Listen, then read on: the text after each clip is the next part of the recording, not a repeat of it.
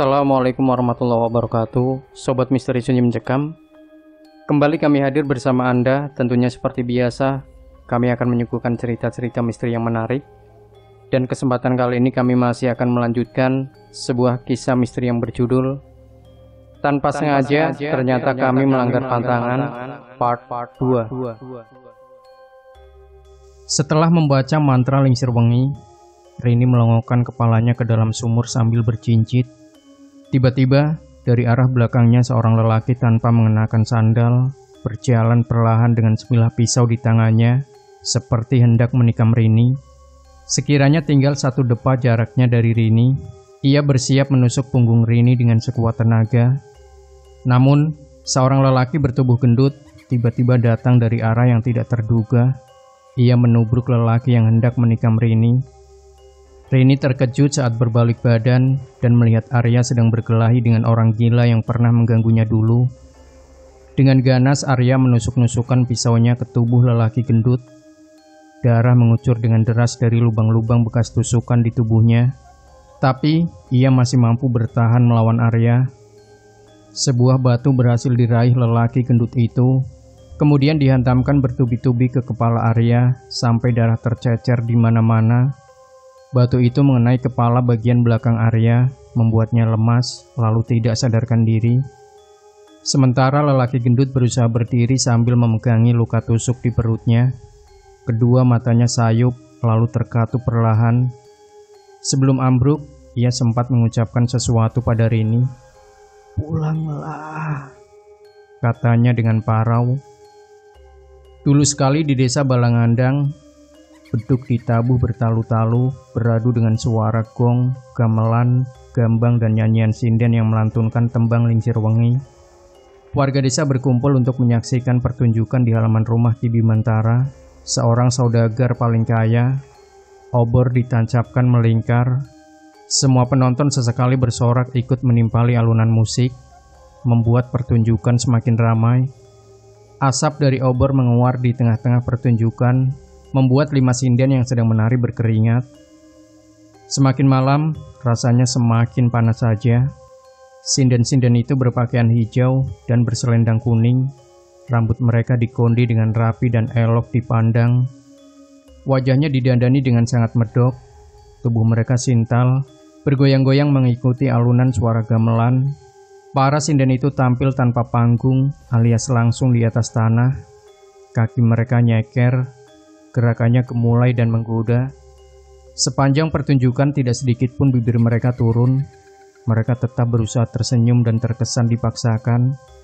Bukan hanya sinden itu yang gerak-geriknya terkesan dipaksakan, tapi para penabuh gamelan, penonton yang hadir, anak-anak kecil yang dipaksa bangun tengah malam, orang-orang lanjut usia yang bahkan sudah tidak bisa mendengar apapun alias tuli, anjing-anjing liar yang diseret paksa ke tempat pertunjukan. Mereka semua memaksakan dirinya untuk terlihat menikmati pertunjukan tari sinden, sebab takut kepada Ki Bimantara. Ya, Ki Bimantara seperti biasa, selama pertunjukan berlangsung, ia hanya duduk di teras rumahnya sambil mengisap lintingan tembakau. Kedua kakinya disilangkan, terlihat sangat tenang. Tatapannya sendu tapi mengerikan. Ia mengenakan baju adat Jawa berwarna hitam dengan biasan rantai emas di saku kanannya. Celana hitam yang ia gunakan itu cingkrang semata kaki. Sendalnya terbuat dari karet bekas ban mobil warna hitam. Selama pertunjukan berlangsung, tidak ada seorang warga pun yang berani menoleh pada Ki Bimantara. Selain dihormati, ia juga ditakuti lantaran sudah bukan rahasia umum lagi kalau dia adalah seorang dukun santet yang punya ratusan pasukan jin di rumahnya. Ketakutan warga Balangandang bukan tanpa bukti. Suatu hari pernah ada seorang lelaki yang tidak sengaja melintasi rumah Ki Bimantara tanpa membungkuk, yang biasa dilakukan semua warga saat melintasi rumah Ki Bimantara sebagai wujud rasa hormat. Malamnya, tubuh lelaki itu melepuh, bahkan lebih parah lagi. Punggungnya mendidih seperti timah yang dipanaskan. Ia menjerit meminta ampun pada Ki Bimantara. Namun, si dukun santet itu sudah terlanjur murka, dan tidak ada satupun yang bisa menyelamatkan nyawa lelaki itu. Bukan hanya itu saja buktinya, 20 orang pernah mati secara bersamaan saat hendak memprovokasi warga untuk melawan Ki Bimantara. Orang-orang itu mati dengan cara mengenaskan. Mereka memuntahkan silet, paku, beling, dan kalajengking. Halaman rumah Ki Bimantara yang jadi saksi kematian mereka. Bukan hanya itu saja buktinya, 15 orang mati secara tiba-tiba karena hendak melarikan diri dari desa Balangandang. Kata salah seorang warga yang melihat mereka, orang-orang yang kabur itu diadang seekor macan yang tubuhnya 5 kali lebih besar dari kerbau dewasa. Macan itu dengan ganas mencabik-cabik tubuh mereka. Paginya, potongan tubuh mereka tercecer di sepanjang jalan Balangandang. Atas semua bukti-bukti itu, maka tidak ada satupun yang berani melawan atau bahkan meludah di depan rumah Ki Bimantara. Mereka tahu akibatnya akan fatal. Jadi, di tengah malam buta pun, kalau Ki Bimantara membunyikan kentongan yang menggelantung di depan rumahnya, maka semua warga desa harus berkumpul. Anak-anak ditarik paksa oleh kedua orang tuanya untuk menonton. Wanita-wanita cantik mendadak dandan medok, padahal baru bangun tidur. Para lansia yang seharusnya tidur dengan tenang sambil menunggu ajal, malah harus memaksakan tubuhnya yang bungkuk untuk berjalan ke halaman rumah Ki Bimantara. Mereka semua dipaksa bahagia, tapi tidak sedikit pun merasa bahagia. Ngartasih keluar dari rumah Ki Bimantara. Ia menyuguhkan rebus singkong ke hadapan Ki Bimantara, lalu duduk bersebelahan dengannya. Wanita itu adalah istrinya Ki Bimantara. Ia ikut menyaksikan pertunjukan tari sinden, sambil sesekali bertepuk tangan melihat penampilan sinden yang menari dengan sangat apik. "Dimakan singkongnya, Ki," kata Ngartasi. Ki Bimantara mencomot singkong itu, lalu mengunyahnya sambil terus menyaksikan pertunjukan. Minggu ini saja sudah 2 kali Ki Bimantara memaksa warga untuk mengadakan pertunjukan. Ia tidak peduli apakah warga suka atau tidak. Mereka harus tetap mematuhi perintah Ki Bimantara. Tidak ada ampun bagi warga yang membantah perintahnya. Balangandang benar-benar dikuasainya. Bisa dibilang ia bagi raja di desa itu. Di tengah pertunjukan, seorang sinden bernama Sartika tiba-tiba saja ambruk. Sontak saja orang-orang yang ada di sana panik bukan main. Mereka mencoba menyadarkan Sartika yang mungkin saja kelelahan karena tidak berhenti menari. Ki Bimantara bangkit dari duduknya. Ia melangkah mendekati kerumunan warga yang seketika terbelah saat Ki Bimantara melintas. Mereka tertunduk ketakutan. Ki Bimantara mengacungkan telunjuknya ke langit. Bibirnya komat kamit membaca mantra. Lalu ia jentikan jari telunjuknya ke kening Sartika. Saat itu juga mata Sartika melotot. Ia tiba-tiba duduk dengan kaki terjulur. Bibirnya mengembang tersenyum lebar. Kemudian ia tertawa terbahak-bahak. Wajahnya yang medok oleh bedak seketika berubah menjadi seperti memar-memar. Kondenya masih terbentuk rapi. Dengan mata melotot, ia mengucapkan sebuah kalimat dengan lantang yang membuat Ki Bimantara terkejut bukan main. "Bimantara, setelah ini kau binasa," kata Sartika dengan tegas dan terkesan berteriak. Jari telunjuk Ki Bimantara kembali diacungkan ke langit. Kali ini ia membaca mantra dengan durasi yang lebih lama dari yang sebelumnya. Kedua matanya mengerjap-ngerjap. Jari yang ia acungkan bergetar hebat. Seketika ia terpental sejauh 2 meter. "Siapa kau?" "Aku utusan Nyi Roro Kidul. Bimantara, kau binasa. Kau benar-benar bisa." Sartika menunjuk ke arah wajah Ki Bimantara. Dan dari balik pepohonan yang gelap gulita, terdengar suara derap langkah kuda yang mendekat. Sebuah delman tanpa kusir dan penumpang mendekat ke kerumunan warga. Delman itu berhenti di halaman rumah Ki Bimantara. Semua warga termasuk Ngartasi dibuat ketakutan melihat delman itu. Tanpa ada yang menduga, Kartika seketika saja bangkit dari duduknya. Senyumnya masih tersungging sambil melotot. Ia berjalan gontai mendekati delman itu. Ia naik ke atas delman dan duduk dengan manis di sana. Wajahnya memandangi Ki Bimantara yang masih tersungkur di atas tanah. delman itu berderap pergi, masuk ke sela-sela pepohonan yang gelap, dan menghilang begitu saja.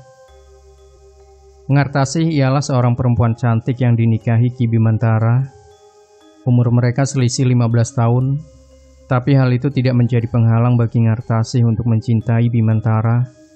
Pernikahan mereka sudah berjalan 3 tahun, namun belum juga dikaruniai anak.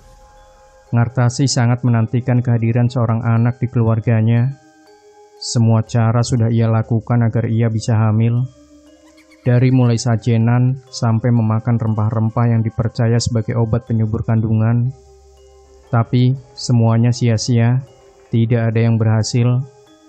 Tentang Ki Bimantara, ia sudah menikah berkali-kali dengan beberapa perempuan dan semuanya berujung perceraian karena tidak satu pun yang bisa memberikannya keturunan. Ki Bimantara yakin kalau ia tidak mandul, sebab di antara semua wanita yang ia nikahi, ada satu orang yang berhasil hamil namun keguguran, dan setelahnya wanita itu tidak pernah hamil lagi. Ngartasih ini wanita yang paling lama dipertahankan oleh Ki Bimantara, sebab ia sangat mencintainya dan berharap wanita itu bisa memberinya keturunan. Di dalam rumah Ngartasih duduk dengan cemas, bukan karena ia tidak kunjung hamil, tapi ia kepikiran ancaman sinden yang diculik Nyi Roro Kidul beberapa hari lalu. Sinden itu mengancam akan membinasakan suaminya. Ia heran, salah apa sebenarnya Ki Bimantara sehingga Nyi Roro Kidul bisa murka padanya. Ki Bimantara muncul dari dalam kamar. Ia menghampiri istrinya dan duduk bersebelahan. Wajah Ki Bimantara terlihat tenang, seperti tidak ada ketakutan sedikit pun dalam dirinya. Ia menyeruput segelas teh dan melempar pandangan ke jendela. "Kau jangan khawatir, aku akan baik-baik saja." Ki Bimantara tahu kecemasan istrinya itu. "Aku takut, Ki." "Sudah, tenang saja.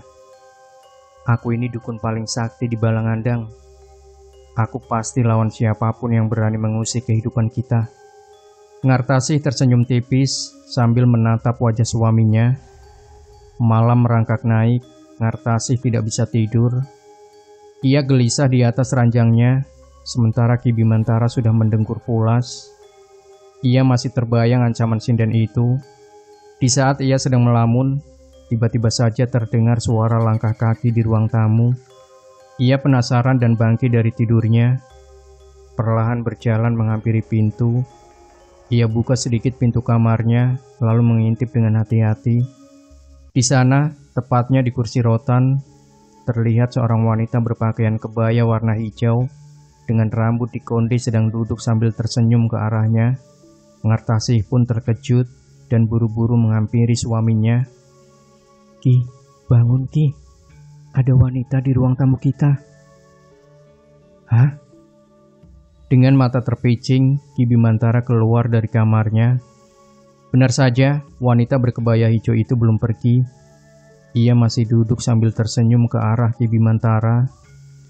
Ki Bimantara pun segera duduk berhadapan dengan wanita berkebaya hijau itu. Wajahnya asing bagi Ki Bimantara. Dia bukan sinden yang dibawa kabur Nyi Roro Kidul. Setelah berbicara sebentar, Ki Bimantara kembali ke kamar. Ia tidak mengusir wanita itu. "Aku harus ke makam keramat," katanya pada Ngartasih. Sebenarnya tidak semua orang di desa Balangandang patuh pada Ki Bimantara.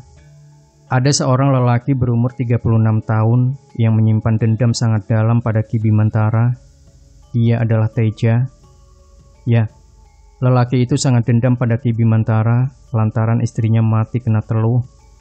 Masalahnya sepele, hanya karena tidak hadir dalam pertunjukan tari sinden. Besoknya, istri Teja muntah beling dan mati dalam keadaan mata melotot. Semenjak kematian istrinya, Teja merobohkan rumah panggungnya dan membuat gubuk kecil di ujung desa Balangandang dekat dengan hutan. Di gubuknya itulah diam-diam ia mempelajari ilmu hitam untuk membalas dendam. Tapi rupanya ilmu-ilmu yang ia pelajari rupanya tidak mempan pada Ki Bimantara. Lelaki itu terlalu sakti. Walau memendam dendam, Teja tetap menghadiri pertunjukan tari sinden setiap minggunya. Ia harus bertahan hidup agar bisa membunuh Ki Bimantara. Tengah malam Teja belum tidur. ia duduk di tepi ranjang bambu. Tidak ada kasur di atas ranjang itu, hanya ada tikar yang terbuat dari daun pandan. Gubuknya hanya satu ruangan berlantaikan tanah dengan atap ijuk dan dinding bilik. Lampu canting digantungkan pada dinding, mengeluarkan asap halus yang menghasilkan aroma minyak tanah. Teja mengusap rambutnya yang hitam berselang putih karena sudah tumbuh uban. Setiap malam ia mengoleskan minyak jelantah ke rambutnya. Hal itu dipercaya dapat menyehatkan kulit kepala dan rambut. Sedangkan di luar hujan turun dengan begitu deras. Lolong anjing dari kejauhan terdengar sayup, mungkin mereka kedinginan.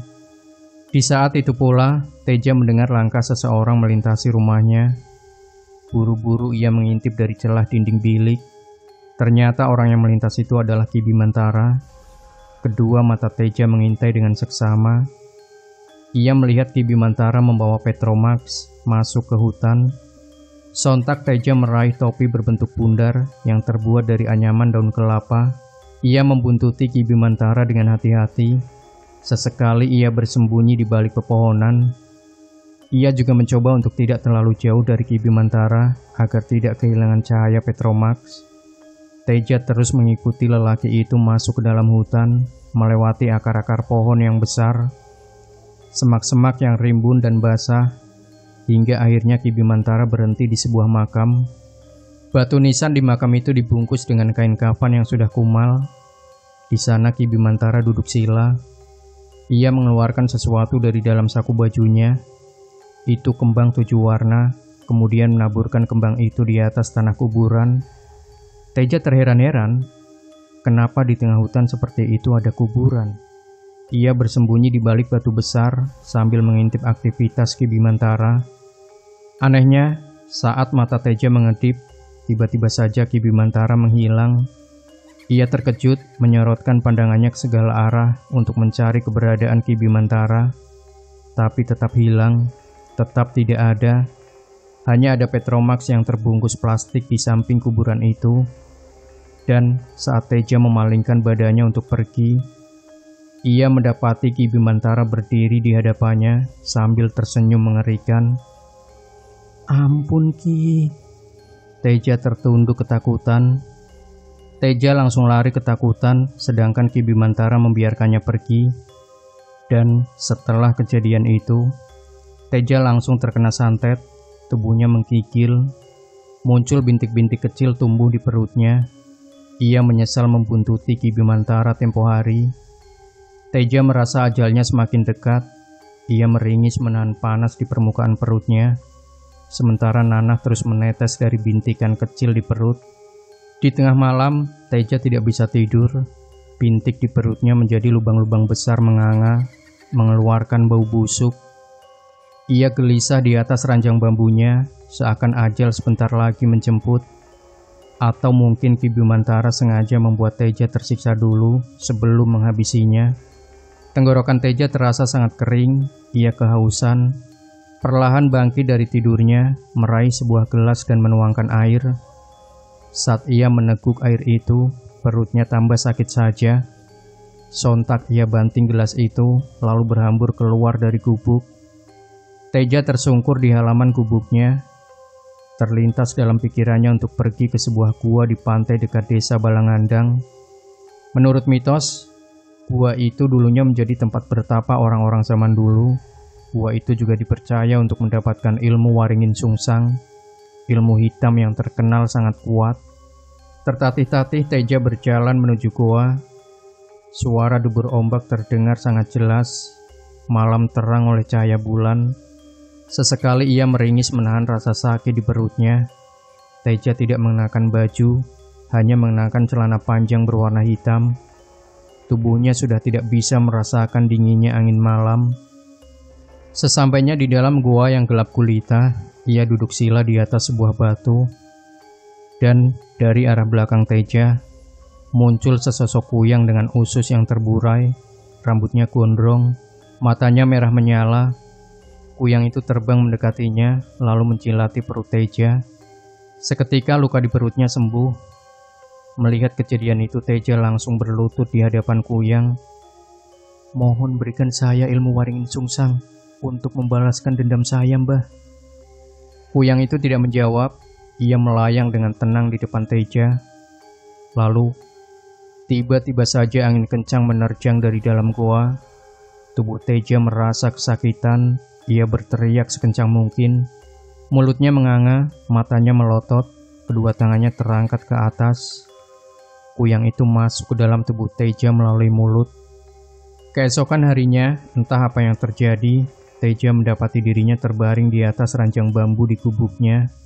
Di sampingnya tergeletak sebuah kain berwarna merah, guci berisi abu, kembang 7 warna, dan sebuah boneka kecil berbentuk tubuh manusia. Teja merasa terlahir kembali, tubuhnya sangat bugar dan sehat. Ia sudah menguasai ilmu hitam yang sangat mematikan itu, apalagi kalau bukan waringin sungsang. Segera ia raih botol minyak jelantah dan mengoleskan minyak itu ke rambutnya. Sebuah boneka sudah ia genggam, matanya merah menyala, ada kuyang dalam tubuhnya. Ki Bimantara, ujarnya sambil memandangi boneka. Setelah dari makam keramat, Ki Bimantara tahu kenapa Nyi Roro Kidul murka padanya. Ini semua tentang Sartika, sinden yang dibawa Nyi Roro Kidul. Ternyata perempuan itu adalah manusia kesayangan Nyi Roro Kidul. Secara tidak sengaja Ki Bimantara sudah menyiksa raga dan batin Sartika, memaksanya untuk menari setiap minggu. Hal itu membuat Nyi Roro Kidul murka. Ia diberi petunjuk oleh makam keramat agar meminta maaf dengan cara menghanyutkan sajen ke laut. Ia sudah melakukannya, tapi anehnya, ia terserang penyakit yang tidak biasa. Kulitnya tiba-tiba melepuh. Sudah berkali-kali ia menggunakan kesaktiannya, tapi penyakit itu tidak juga berhasil sembuh. Hingga akhirnya pada suatu pagi, Ki Bimantara tidak bangun dari tidurnya. Ia tidak mati, nadinya masih berdenyut dan masih bernapas. Tapi entah apa yang terjadi pada Ki Bimantara, sehingga ia tidak bisa bangun dari tidurnya. Di suatu malam, Ngartasih tidak henti menangisi suaminya yang terbaring di atas ranjang. Tidak ada satupun warga yang sudi membantunya. Mereka malah senang kalau Ki Bimantara terkena musibah. Ngartasih tidak tahu harus berbuat apa. Beberapa kali ia mengguncangkan tubuh suaminya, tapi tidak sedikit pun muncul tanda-tanda kalau Ki Bimantara akan bangun. Aku harus bagaimana, Ki? Suara Ngartasih parau, matanya sembab karena menangis berhari-hari. Lampu canting digantungkan pada dinding. Suara detik jam dinding terdengar begitu jelas. Juga suara jangkrik ramai beradu dengan suara katak di semak-semak. Di saat itu pula ia mendengar seseorang sedang mengunyah sesuatu di dalam rumahnya. Ngartasih terkejut bukan kepalang. Buru-buru ia mengusap air matanya, lalu melangkah perlahan mendekati pintu. Dari balik pintu itu, dengan hati-hati ia mengintip. Betapa terkejutnya saat melihat seorang lelaki sedang berdiri membelakanginya, menghadap ke dinding di sudut ruangan. Lelaki itu berbaju hitam lengan pendek, leher dan lengannya pucat seperti orang mati. Bau busuk seketika menguar ke seluruh ruangan. Ngartasih menutup hidungnya karena tidak kuat. Ia memalingkan badan dan melihat Ki Bimantara memandanginya dengan tatapan kosong. Ki, Ngartasih, lari, suruh Ki Bimantara ke istrinya. Matanya masih menatap dengan tatapan kosong. Segera Ngartasih berhambur keluar rumah. Ia berteriak meminta tolong pada warga. Tapi tidak ada satupun warga yang menghampirinya. Beberapa warga sempat melongokkan kepala keluar jendela.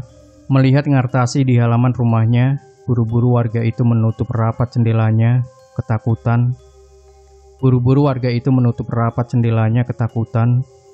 Ngartasih mengetuk pintu rumah warga. Aku mohon, tolong aku. Suamiku dalam bahaya, pinta Ngartasih sambil menangis. Tapi penghuni rumah itu diam saja. Mereka tidak mau ikut campur dalam masalah Ki Bimantara. Terlebih, mereka benci pada lelaki itu. Ngartasih terus memohon dari satu pintu ke pintu lainnya, berharap ada orang yang berbelas kasih padanya. Tapi tidak satupun yang sudi membukakan pintu. Semua diam, semua benci.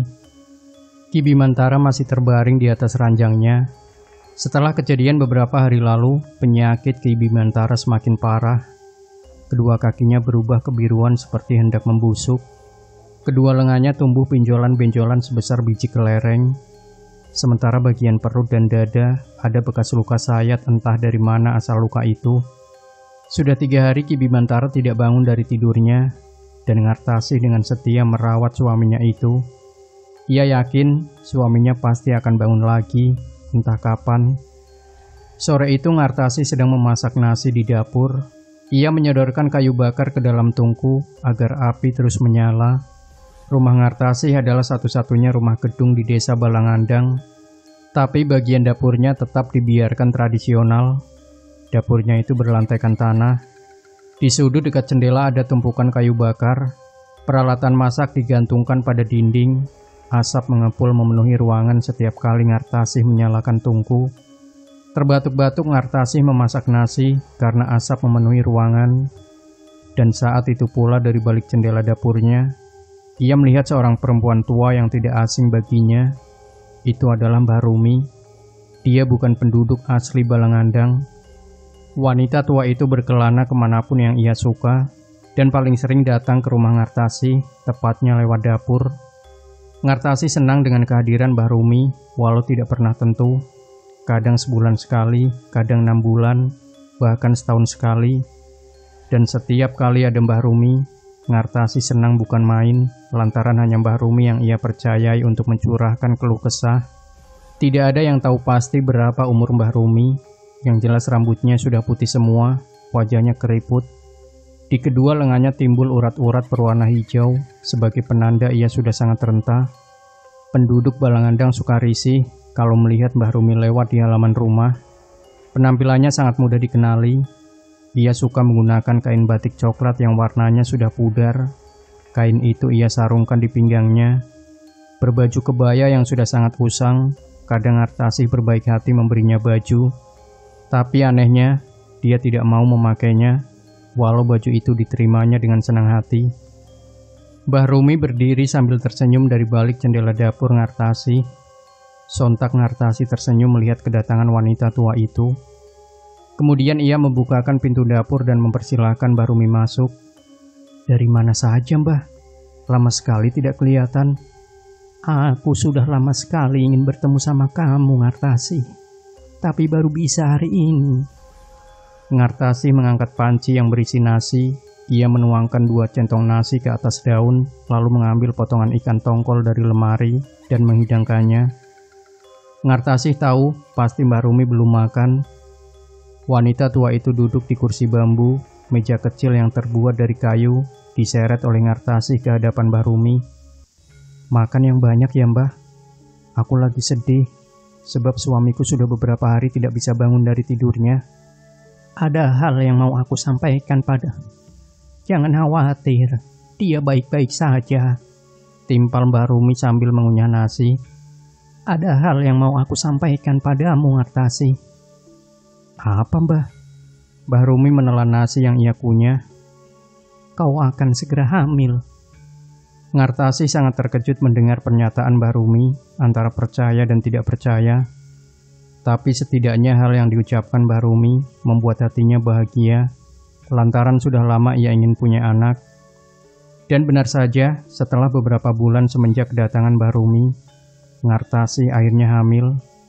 Ingin sekali ia memberitahu kabar bahagia ini kepada suaminya, namun Ki Bimantara masih terbaring di atas tempat tidurnya dengan luka di sekujur tubuh yang bertambah parah. Malam itu, Ngartasih berendam di dalam bak mandi. Ia mengelus-elus perutnya yang semakin buncit. Rasanya tidak sabar ingin segera anaknya lahir. Ia bahkan sudah menyiapkan nama untuk anaknya itu. Kalau yang lahir perempuan, maka akan ia namakan Sekar. Tapi kalau yang lahir laki-laki, maka akan ia namakan Abimanyu. Lampu canting diletakkan di atas tembok sumur. Cahayanya berayun-ayun karena sesekali tertiup angin. Ngartasih meraih kembang warna-warni dari dalam kantong plastik hitam, lalu menaburkan kembang itu ke dalam bak mandi. Ia kembali berendam dan memejamkan kedua matanya, sangat tenang, sangat damai. Sementara itu, Teja di rumahnya, ia sedang kebingungan dan tidak mengerti kenapa Teluh Waringin Sungsang tidak kunjung membunuh Ki Bimantara. Ia mendengar kabar dari warga yang sempat mengintip kamar Ki Bimantara kalau musuhnya itu terbaring di atas kasur. Dada Ki Bimantara terlihat naik turun, menandakan ia masih bernafas. Maka dengan segala kebingungannya, ia meraih sebuah golok, berniat untuk membunuh Ki Bimantara secara langsung. Teja berjalan dengan terburu-buru menuju rumah Ki Bimantara. Tekadnya sudah bulat. Ia ingin menggorok leher musuhnya itu. Sesaat sebelum ia tiba di rumah Ki Bimantara, Ngartasi melihatnya dari balik jendela. Buru-buru ia mengunci rapat-rapat pintunya, menutup tirai jendela dan mematikan lampu canting di ruang tamu. "Buka pintu, Ngartasi!" Teja menggedor-gedor pintu. Ngartasi sembunyi di kamarnya sambil memeluk tubuh Ki Bimantara. Terdengar suara kaca pecah. Teja memecahkan kaca jendela dengan sebuah batu dan kemudian masuk melalui jendela itu.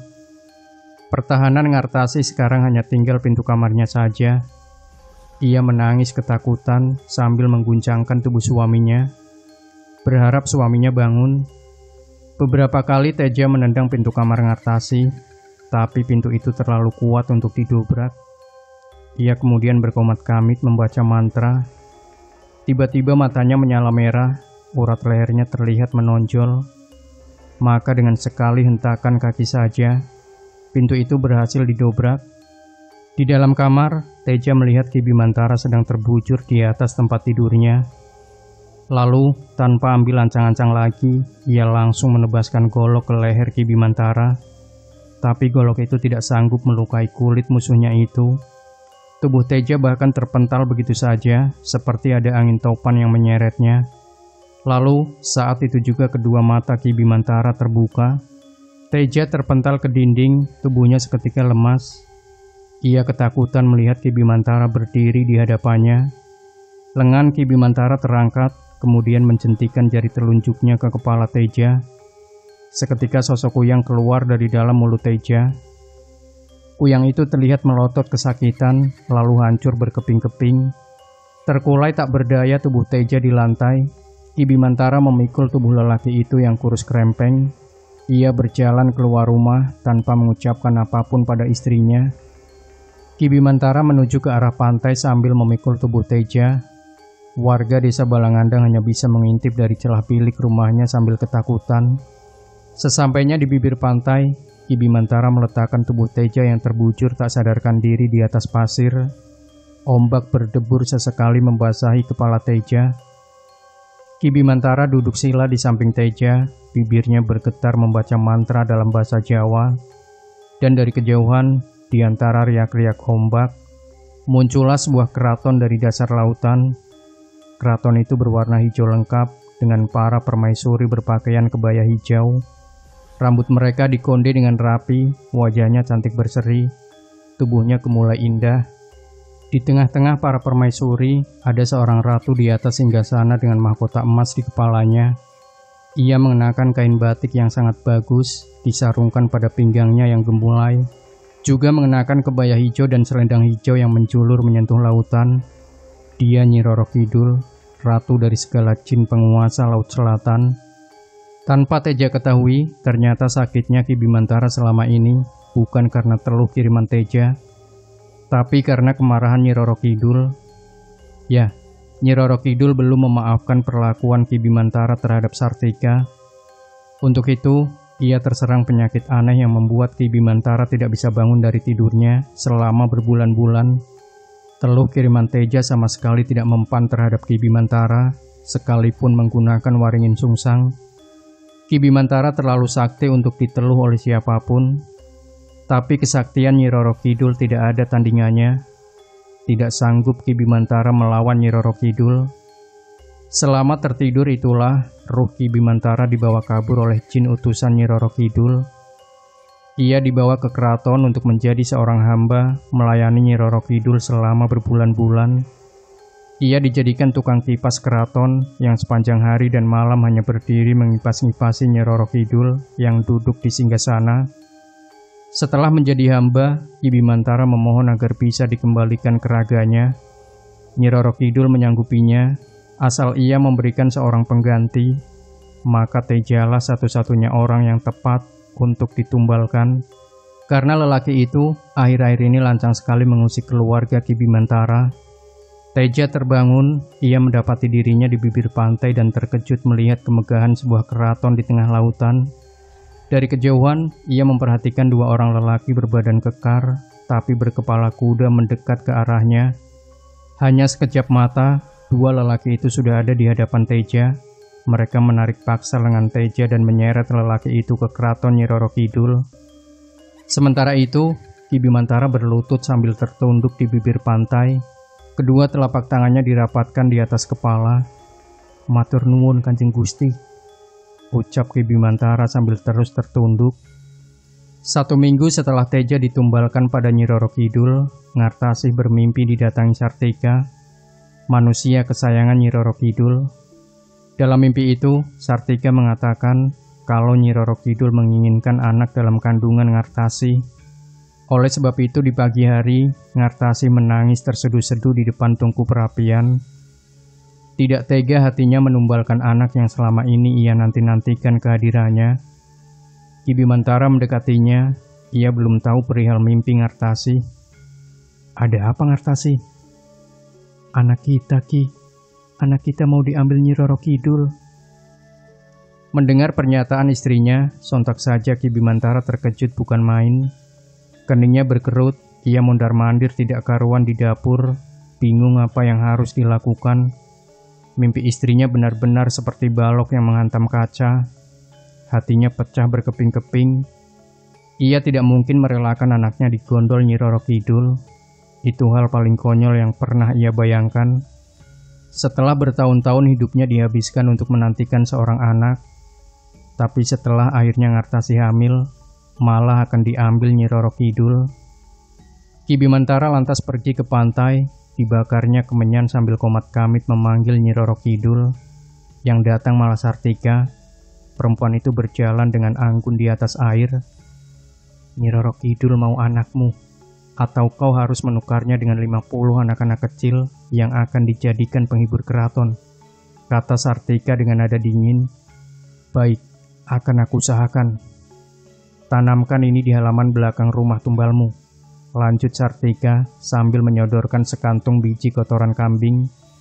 Maka malam itu juga Ki Bimantara menanamkan butir demi butir biji kotoran kambing itu di rumah-rumah warga. Ia benar-benar tidak peduli apapun yang terjadi, asalkan anaknya selamat. Setiap rumah yang penghuninya punya anak kecil, pasti ia tanamkan sebiji kotoran kambing di halaman belakangnya. Tidak ada yang mengetahui aksi Ki Bimantara ini, karena warga Balangandang tertidur pulas malam itu. Keesokan paginya, anak-anak mereka hilang secara misterius. Ini adalah kehilangan terbesar sepanjang sejarah Balangandang. 50 anak dalam semalam raib digondol pasukan Nyi Roro Kidul. Warga kebingungan dan mengamuk. Siapa lagi di Balangandang yang patut mereka curigai selain Ki Bimantara? Setelah hilangnya Teja, mereka benar-benar yakin kalau anak-anak mereka juga hilang gara-gara Ki Bimantara. "Kita perang sajalah. Aku sudah tidak sanggup hidup seperti ini," ujar salah satu warga memprovokasi. "Betul," sorak puluhan warga yang sudah siap membawa parang, bambu, panah, pisau, balok, dan benda lainnya yang bisa menghabisi Ki Bimantara. "Aku ndak takut mati. Tidak takut kena teluh demi anakku. Aku harus memenggal kepala Ki Bimantara," timpal warga lainnya. "Iya betul, kita siksa si Bimantara terkutuk itu." Berbondong-bondong warga Balangandang mengepung rumah Ki Bimantara. Mereka siap mati demi membunuh lelaki sakti itu. Obor-obor diacungkan ke atas, diiringi sumpah serapa yang mereka lontarkan untuk Ki Bimantara. Warga menyemut mengelilingi rumah sehingga tidak ada celah bagi Ki Bimantara untuk kabur. 3 orang dari mereka membawa jerigen berisi minyak tanah untuk membakar rumahnya. "Keluar kau Bimantara!" seru seorang warga. "Ya, atau kami bakar rumahmu," sambut warga lainnya. Sementara itu, Ki Bimantara sedang bertapa di kamarnya. Ia sudah menyuruh Ngartasih untuk pergi ke hutan sebelum warga datang. Dengan tenang Ki Bimantara duduk sila, kedua tangannya bersedekap di perut. matanya terpejam, bibirnya diam dan tenang. Ia bertelanjang badan, hanya menggunakan celana panjang berwarna hitam. Sementara di luar rumah, warga saling dorong-mendorong, saling suruh untuk masuk ke rumah Ki Bimantara.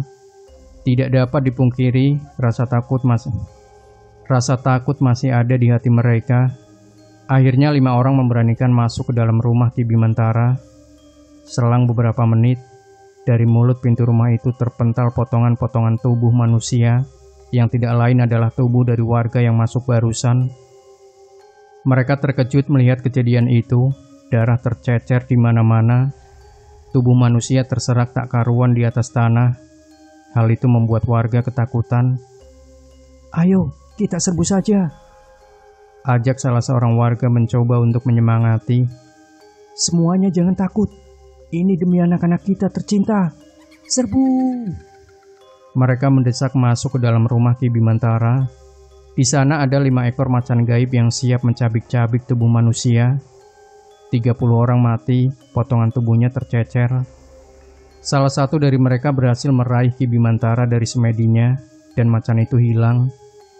Ki Bimantara diseret paksa dari luar rumah. Mereka mengikatkan rantai pada lengan dan kakinya, sementara lehernya diikat sebuah tali seperti mengikat kerbau. Mereka menaburkan minyak tanah ke seluruh ruangan rumah Ki Bimantara dan membakar rumah itu. Api seketika berkobar menyinari desa Balangandang. Asap membubung. Anjing-anjing menguik ketakutan. Rumah Ki Bimantara perlahan ambruk dimakan api.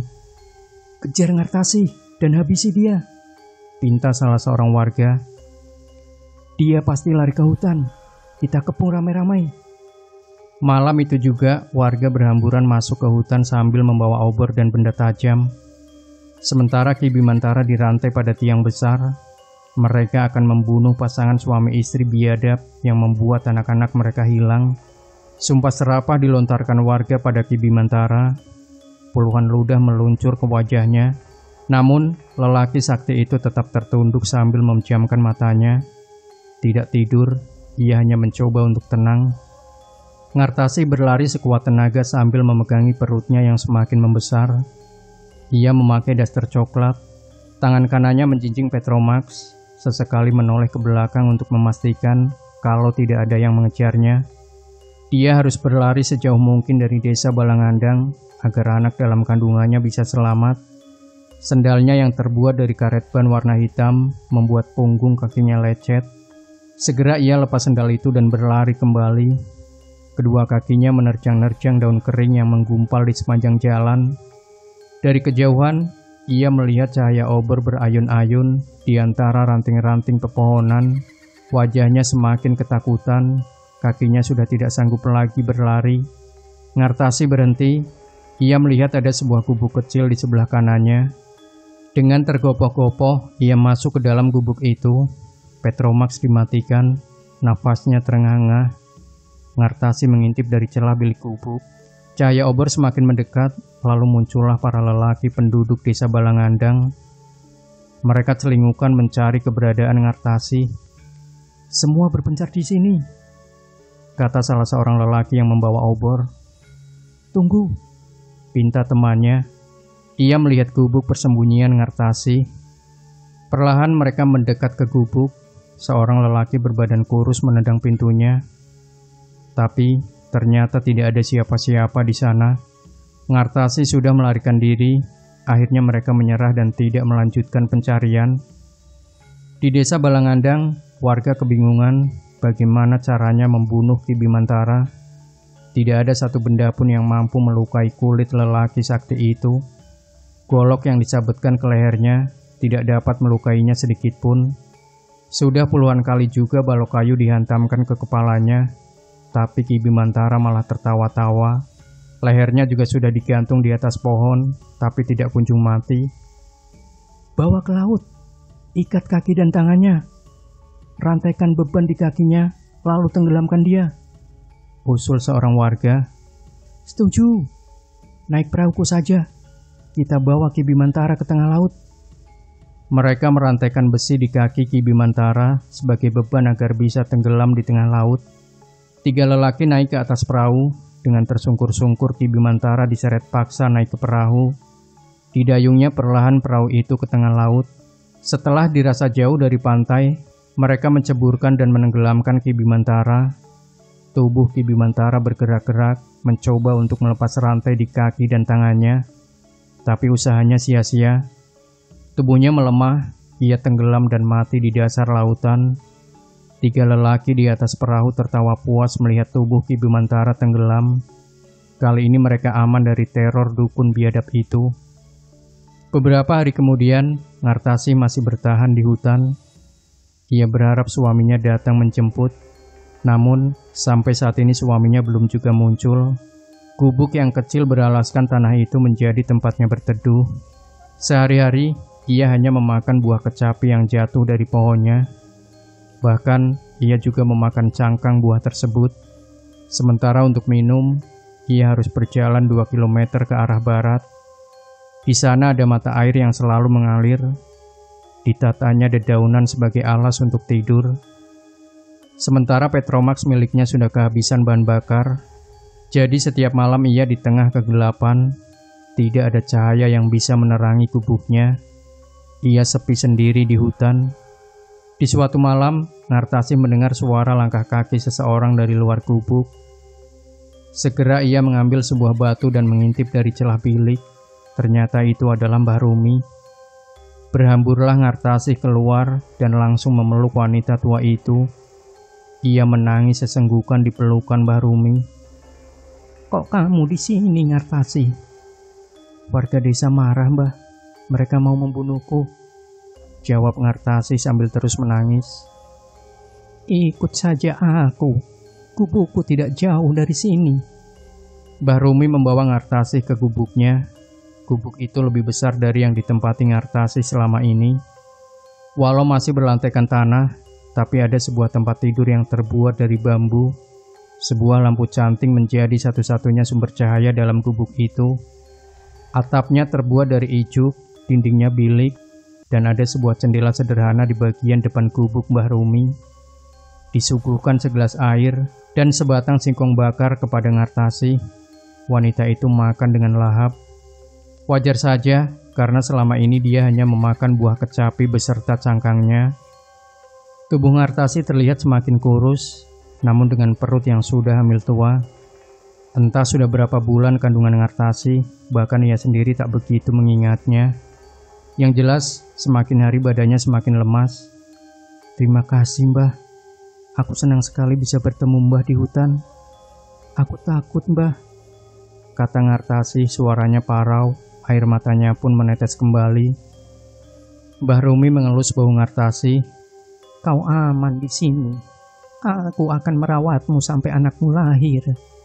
Mbah Rumi tersenyum membuat keriput di pipinya terlipat. 1 bulan lebih Ngartasi hidup bersama wanita tua itu di gubuk.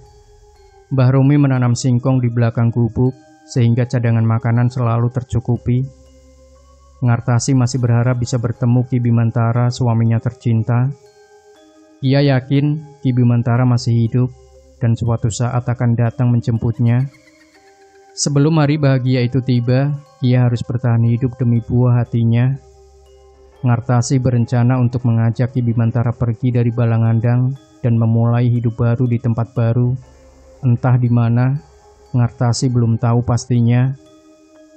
Di sebuah malam yang basah karena hujan turun sangat deras, suara rintik hujan terdengar membasahi atap ijuk. Malam itulah Ngartasi mempertaruhkan nyawanya antara hidup dan mati. Selesai makan, tiba-tiba perutnya mulas. Ia memegangi perutnya dengan tangan kanan. Sementara singkong bakar yang ia pegang jatuh begitu saja ke tanah. Dengan cekatan Mbah Rumi membaringkan Ngartasi di atas tempat tidur. Ia tahu Ngartasi akan melahirkan. Keringat mengucur di sekujur tubuh Ngartasi. Ia berusaha mendorong jabang bayi dalam perutnya agar keluar. Beberapa kali ia menghentakkan nafas dan mengejan dengan sekuat tenaga. Tapi bayi di dalam perutnya tidak kunjung keluar. Tangannya dengan kuat mencengkram lengan Mbah Rumi. Sementara wanita tua itu terus memijat-mijat perut Ngartasi. Cahaya lampu berayun-ayun memantulkan bayangan Ngartasi yang sedang berjuang melahirkan. Selang beberapa waktu, jabang bayi itu tetap tidak kunjung keluar dari perut Ngartasi. Ini sangat membahayakan nyawanya. Terlebih, wanita itu sekarang sudah kehabisan tenaga, matanya sayup, wajahnya pucat, bajunya basah oleh keringat, dan air mata merekah di matanya. Ia tidak ingin mati secepat ini. Ngartasi ingin melahirkan anaknya dengan selamat dan bertemu suaminya. Mbah Rumi jengkel dengan situasi seperti ini. Ia kemudian keluar dari gubuk, mengacungkan jari telunjuknya ke langit. Matanya terpejam, bibirnya bergetar seperti sedang membaca mantra. Di tengah hujan deras dan angin ribut, ia memohon kepada dedemit penghuni hutan agar menolong Ngartasi. Sesaat kemudian, terdengar suara tangisan bayi. Mbah Rumi masuk kembali ke dalam gubuk. Di sana ia melihat sosok genderuwo sedang merangkul bayi Ngartasi dan meletakkan bayi itu di atas ranjang bambu. "Anakku," lirih Ngartasi berucap sesaat sebelum tidak sadarkan diri. Yang lahir adalah bayi perempuan. Mbah Rumi mengucurkan air ke tubuh bayi itu untuk membersihkan bercak darah. Dipotongnya tali ari-ari dengan sebuah pisau, kemudian menyelimuti bayi itu dengan sebuah kain. Bayi Ngartasi lahir dengan sehat, tidak ada cacat sedikit pun. Ngartasi masih tak sadarkan diri di atas tempat tidur. Sementara Mbah Rumi menimang-nimang jabang bayi sambil melantunkan tembang Lingsir Wengi. Hujan mulai reda, awan hitam bergeser sedikit demi sedikit menampakkan rembulan. Cahayanya menyinari hutan. Mbah Rumi membawa bayi Ngartasi keluar dan berdiri di depan pintu sambil terus melantunkan Lingsir Wengi, memandangi cahaya bulan. Beberapa saat kemudian, Ngartasi tergeraga bangun.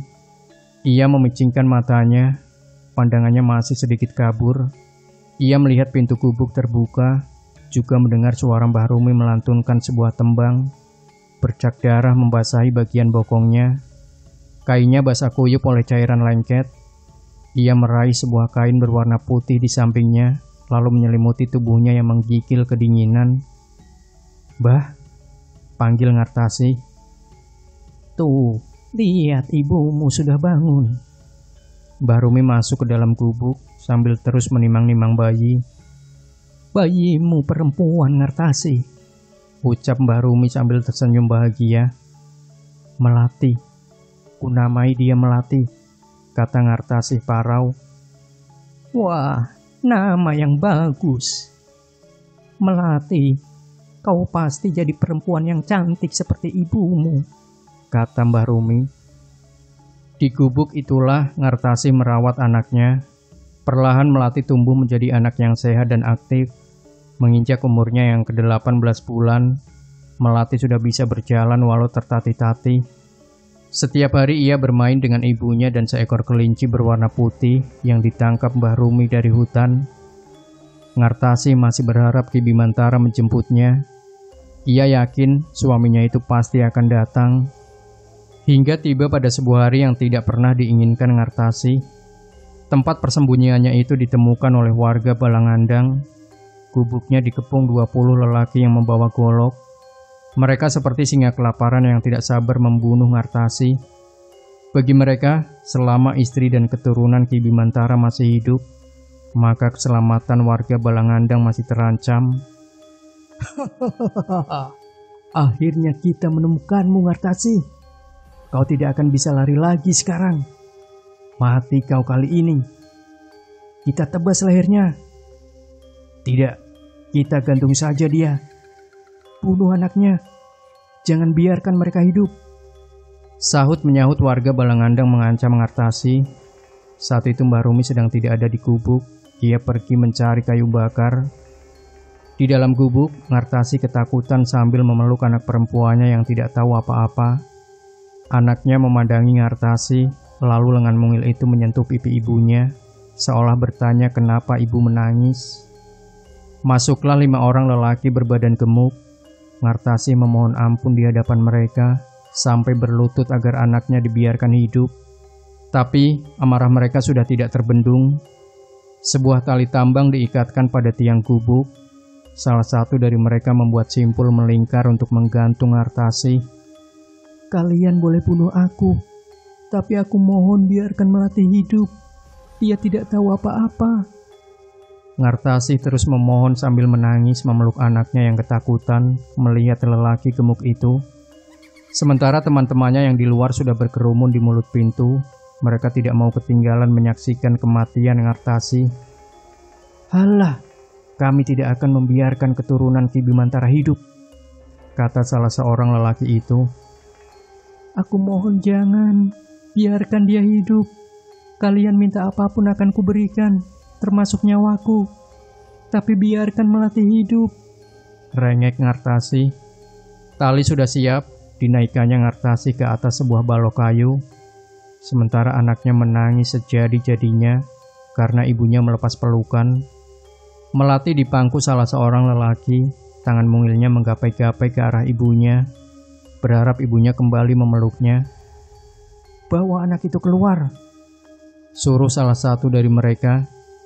Dikalungkan sebuah tali gantung ke leher Ngartasi. Ia menangis pilu sambil melihat keluar jendela. Anaknya menjauh di bawah seorang lelaki gendut. Suara tangis Melati terdengar keras sekali. Anak itu ketakutan. Anak itu butuh Ngartasi. Kemudian digulingkan balok kayu yang menjadi pijakan Ngartasi. Seketika tali itu mencekik lehernya. Nafasnya tersedak-sedak. Lengannya menggapai-gapai. Kakinya bergetar. Air kencingnya keluar saking sakitnya digantung. Saat itu juga Ngartasi mati. Mereka tersenyum puas menyaksikan kematian Ngartasi. Betapa kejamnya. Selang sehari setelah kematian Ngartasi, jasad Melati mengapung di pantai Balangandang. Entah dengan cara apa mereka membunuhnya. Yang jelas mereka tidak mau ada keturunan Ki Bimantara hidup. Mereka menyebut kematian Ngartasi dan anaknya adalah tumbal balas dendam mereka terhadap perlakuan Ki Bimantara. Sepulangnya dari mencari kayu bakar, Mbah Rumi terperangah melihat Ngartasi tewas digantung. Gubuknya acak-acakan, Melati hilang. Dia yakin ini pasti perlakuan warga Balangandang. Sambil menangis, Mbah Rumi menurunkan jasad Ngartasi yang sudah kaku dari tiang gantungan. "Nasibmu, Dok. Maafkan Mbah ya, tidak bisa nolong kamu." Ia membaringkan jasad Ngartasi di atas tempat tidur, membuka pakaian Ngartasi, lalu memandikan jasadnya sambil terus menangis. Mbah Rumi sudah menganggap Ngartasi seperti anaknya sendiri. Ia tidak terima kalau warga Balangandang memperlakukan Ngartasi seperti ini. Maka malam itu juga ia menggendong jasad Ngartasi dan membawanya ke sebuah mata air. Di sana ia letakkan jasad Ngartasi di atas dedaunan kering. Cahaya rembulan menyinari sekelilingnya. Mbah Rumi duduk sila di depan jasad Ngartasi sambil melantunkan tembang Lingsir Wengi. Sesaat kemudian, jasad Ngartasi lenyap dari hadapannya. Mbah Rumi tersenyum puas. Dan di atas dahan pohon beringin, menggelantung sesosok kuntilanak yang tidak lain adalah Ngartasi. Tubuhnya sebesar kerbau, rambutnya menjuntai panjang, matanya merah menyala, bau busuk menguar dari tubuhnya. "Melati."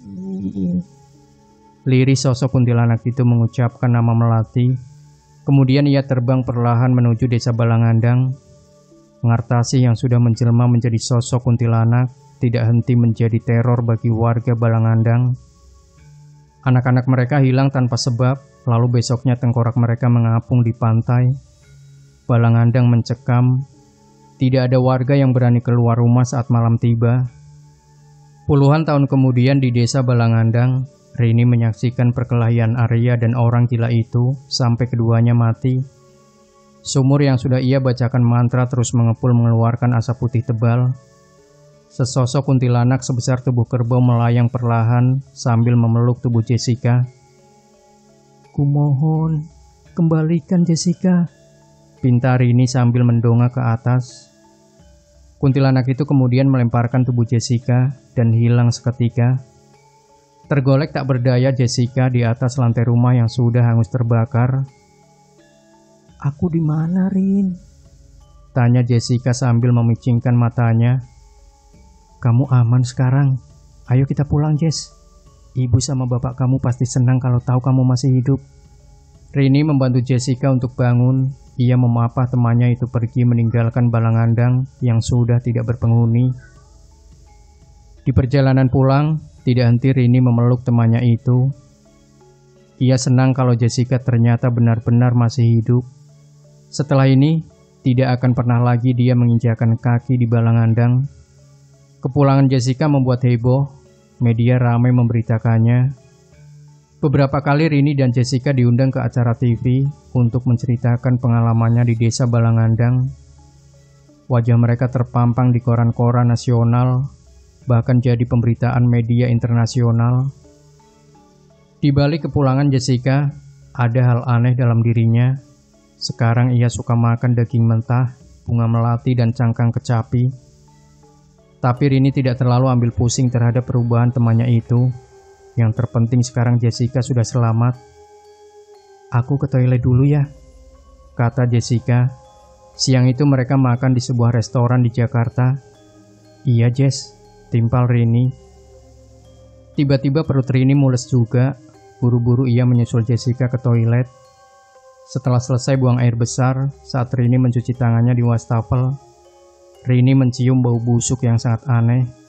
Juga terdengar suara seseorang seperti sedang mengunyah. Ada satu pintu toilet yang terkunci, dan itu pasti diisi oleh Jessica. "Jess," panggil Rini, tapi tidak ada jawaban. Rini mengecek ke bawah pintu toilet. Seharusnya terlihat sepasang kaki Jessica di sana, tapi tidak ada.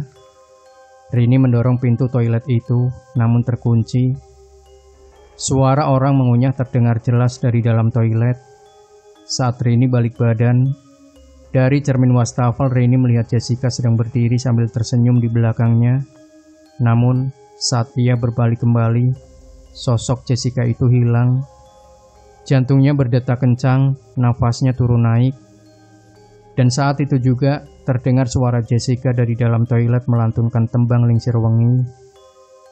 "Jessica, jangan nyanyi lagu itu," teriak Rini. Pintu toilet terbuka sendiri, tapi tidak ada siapa-siapa di dalam. Nah, Sobat Misteri Sunyi Mencekam, masih ada satu part lagi bagian terakhir dari kisah ini. Pastikan Anda tidak melewatkannya. Jangan lupa berikan komentar, like, share video ini, subscribe channel Sunyi Mencekam, dan kembali nantikan cerita-cerita misteri terbaru dari kami. Wassalamualaikum warahmatullahi wabarakatuh.